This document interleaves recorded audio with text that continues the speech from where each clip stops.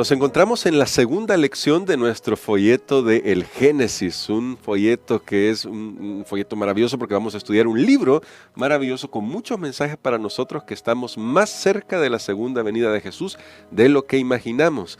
Pero, Pastora Niverla, a todos nos gustaría que todo hubiera quedado en el capítulo 2 de Génesis porque esta semana vamos a estudiar la caída, el capítulo 3, y eso ya es algo que no nos hubiera gustado que pasara. Lastimosamente, después de todo lo que Dios había hecho, que era buenísimo, en gran manera, ahora tenemos este relato, no sabemos cuánto tiempo pasó entre Génesis capítulo 2 y capítulo 3, cuánto tiempo Adán y Eva disfrutaron de ese paraíso. Sin embargo, creo que hoy vamos a estudiar la importancia de creer la palabra de Dios, porque el enemigo que causó esta caída todavía está intentando totalmente de hacer caer esta tierra. A nuestra tierra y a todos nosotros. Así que vamos a orar para pedir la dirección de Dios. Querido Padre, necesitamos tu sabiduría. Estamos viviendo una realidad que no es la que tú planeaste para nosotros, porque lamentablemente caímos en pecado, pero Dios eterno, gracias porque tú nos muestras en tu palabra la realidad para que podamos volver a ti. En el nombre de Cristo Jesús. Amén. Amén. Este día domingo vamos a hablar sobre este personaje, la serpiente, que aparece de lleno ya en el texto de Génesis capítulo 3, y vamos a ir a Génesis capítulo 3 para ver la presentación que hace el gran profeta Moisés sobre la serpiente. Así que le invitamos a usted que nos acompañe a ir aquí al texto. Génesis capítulo 3, en el primer versículo. Vamos a concentrar ahí en este día para conocer a este personaje, para recordarlo. Dice el texto: la serpiente era más astuta que todos los animales del campo que Jehová Dios había hecho, y dijo a la mujer: ¿con que Dios os ha dicho, no comáis de ningún árbol del huerto? Pastor, esta presentación que hace la Biblia a nosotros a veces nos puede parecer como muy repentina, es decir, acabamos de tener una descripción de la creación y ahora la serpiente. ¿Quién es la serpiente y cómo es que Moisés la presenta acá? Muy bien, aunque a nosotros al leer el texto nos parece una aparición abrupta de esta figura, en realidad es la primera palabra en el texto, la palabra es serpiente en el texto hebreo, y tiene también una connotación como con decir, pero la serpiente, o sea, como que ya era algo conocido. De hecho, no conocido para Adán y Eva en su experiencia en ese momento, pero recordemos que al escribir Moisés este relato ya posteriormente a la entrada del pecado, ya Moisés estaba haciendo una conexión aquí de esta serpiente con algo más atrás, y que es que el pecado no comenzó en la tierra, el pecado comenzó en el cielo, pero va a continuar aquí en la tierra, y esta es la manera. Así que este es un ser que en realidad como veremos, estaba siendo una representación del autor del mal que nosotros encontramos en la Biblia. Y ahora, pastor, cuando usted nos dice que es una representación del mal, la Biblia presenta a Satanás, al enemigo de Dios, como un ser literal que está detrás del mal. Esto un poco en contra, o si lo ponemos en comparación, un poco en contra de filosofías orientales, filosofías griegas, religiones orientales, que presentan al mal más bien como una emanación, una energía que contrapesa el bien.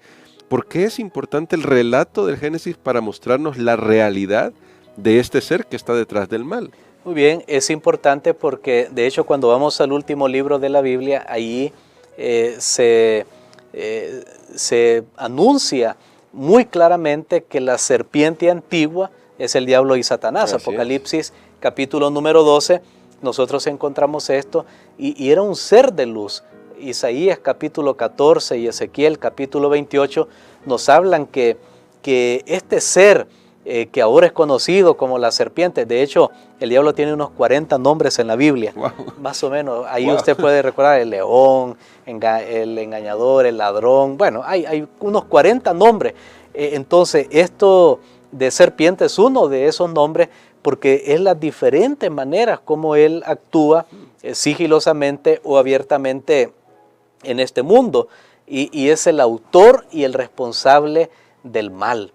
El mal no es algo solamente filosófico o algo abstracto. Hay un ser real que tiene el propósito de inducir a los hombres, como veremos en esta historia, en contra del gobierno de Dios. De paso, una de las palabras que aquí se usa, la serpiente era más astuta que todos los animales. Está hablando de superioridad, más astuta, todos los animales. De hecho, esta palabra astuta está conectada con el versículo 25, donde dice, estaban ambos desnudos. Sucede que en hebreo, desnudo y astuto suenan similar. Es un verbo, arum, y desnudo y astuto. Entonces hace la conexión que recordemos aquella cualidad que tenía, porque esa es la cualidad que menciona de Adán y Eva, estaban desnudos.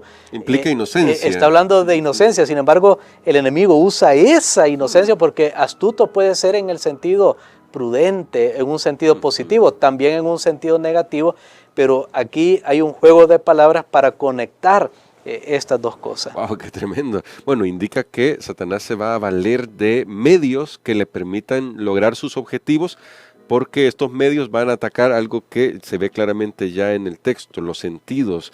Y a propósito de eso aparece una cita que es impresionante en Patriarcas y Profetas, en nuestra lección aparece citada, y Ellen de White escribió lo siguiente: para conseguir lo que quería y pasar inadvertido, Satanás escogió como medio a la serpiente, un disfraz bien adaptado para su proyecto de engaño. La serpiente era en aquel entonces uno de los seres más sabios y bellos de la tierra. Tenía alas y cuando volaba por los aires presentaba una apariencia deslumbradora con el color y el brillo del oro bruñido. Es decir, era muy diferente de lo que ahora conocemos y era, como dice ahí, deslumbradora a los sentidos de los que lo veían. Así es, no era un animal repulsivo como es ahora, al menos para mí. Sí. Sé que hay personas que no tienen problema con el animal en sí, con una serpiente, y le gusta tocar y que ande por su cuerpo. Realmente, bueno, pero era un animal que nosotros no tenemos idea hoy cómo era. De hecho, aún en las mitologías antiguas, la serpiente también es una representación del mal y hasta se lo representa con alas. Entonces, en este caso, coincide con esta declaración que tenemos también en Patriarcas y Profetas, pero aquí está, la astucia de la serpiente le hace preparar todo un escenario, hacer un show, preparar una sorpresa para Eva. Ahí comenzó lo fascinante. ¿Y qué fue?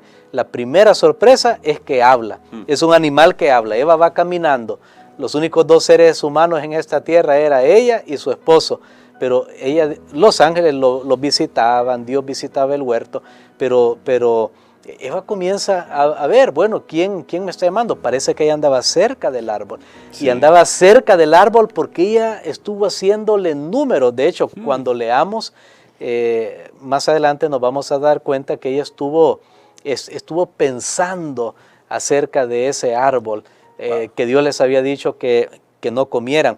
Pero según esa declaración que leímos también, en realidad la serpiente no habló. No, claro. La serpiente solo fue usada como medio.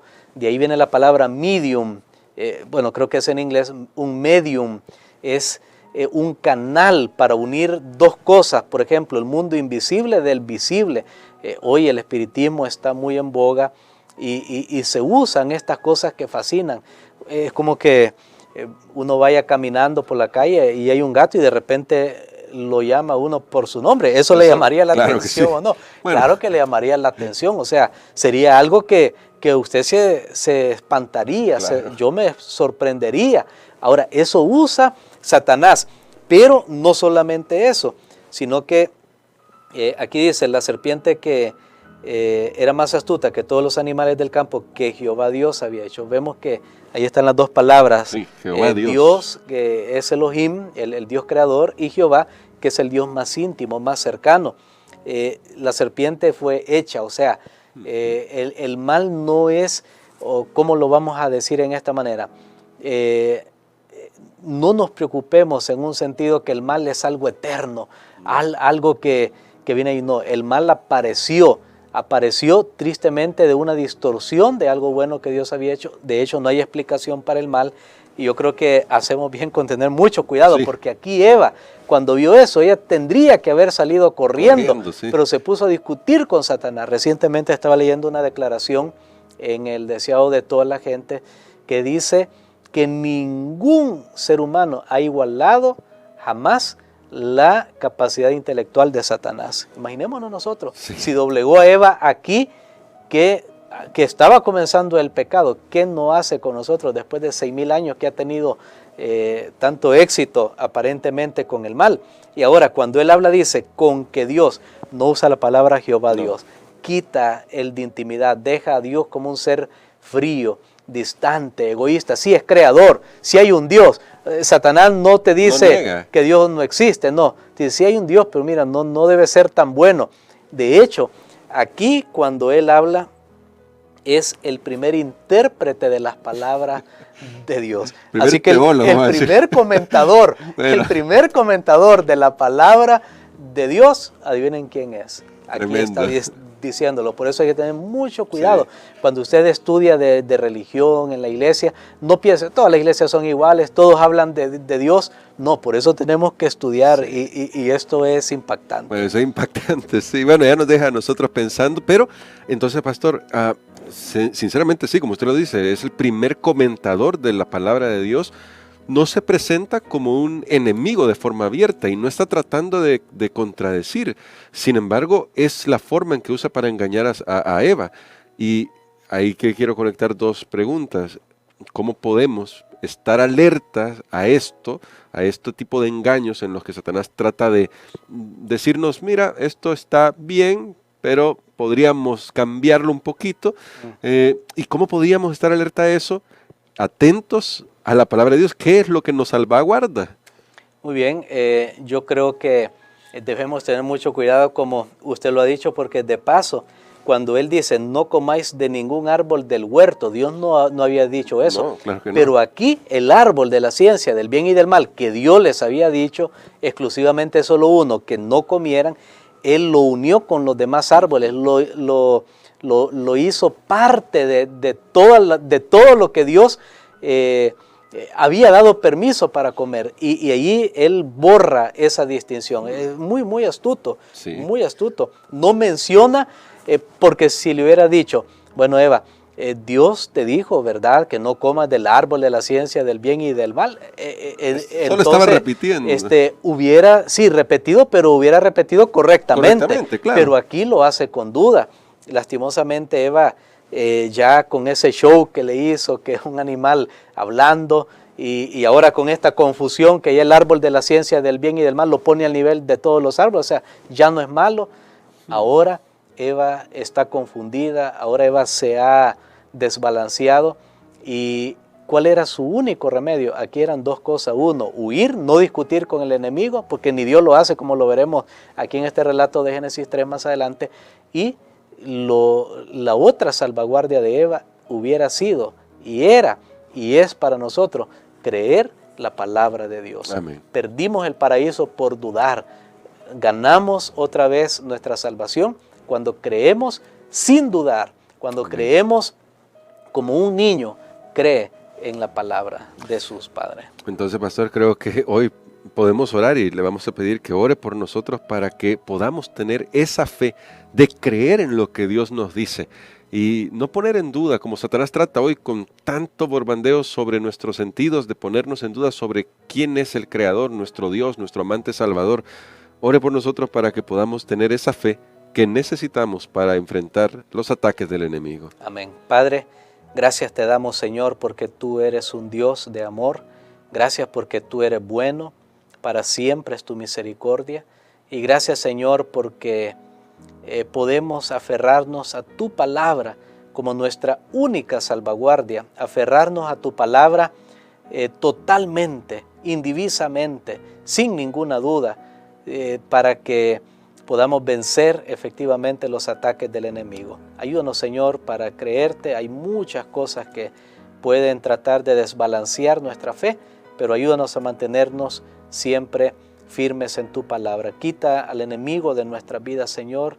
No nos dejes caer en la tentación. Líbranos del mal. En el nombre de Jesús. Amén. Amén.